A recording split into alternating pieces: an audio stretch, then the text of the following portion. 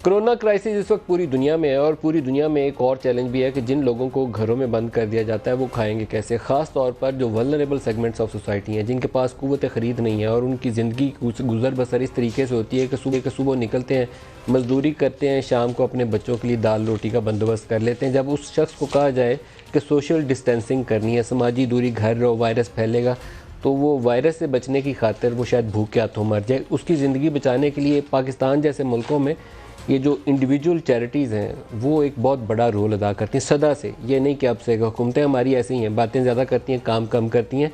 अभी भी स्ट्रांगली जो फैक्टर इन लोगों की मदद को है वो ज़ाती हैसियत में जो लोग आगे बढ़ रहे हैं, हर जगह गली मोहल्ले में मैंने खुद विटनेस कर रहा हूँ। वो शख्स जो शाम को 2-4 हज़ार रुपये या 1000-1200 रुपये या 500 रुपये भी किसी को कंट्रीब्यूट कर सकता है, वो कर रहा है, उसमें शक नहीं है। लेकिन ये इतना बड़ा स्केल है, पूरे पाकिस्तान में करोड़ों लोग इमदाद के मुंतज़र हैं। इसमें स्टेट को आगे आना पड़ेगा, ऑर्गेनाइज्ड वे में उन लोगों की जानें बचानी है और इसको सस्टेन करना है। 2-3 महीने कम अज़ कम एक ऐसी सूरत हाल है कि हमें इसमें से गुजर के इंशाल्लाह पाकिस्तान निकलेगा। इससे बहुत ज़्यादा प्रॉब्लम नहीं है।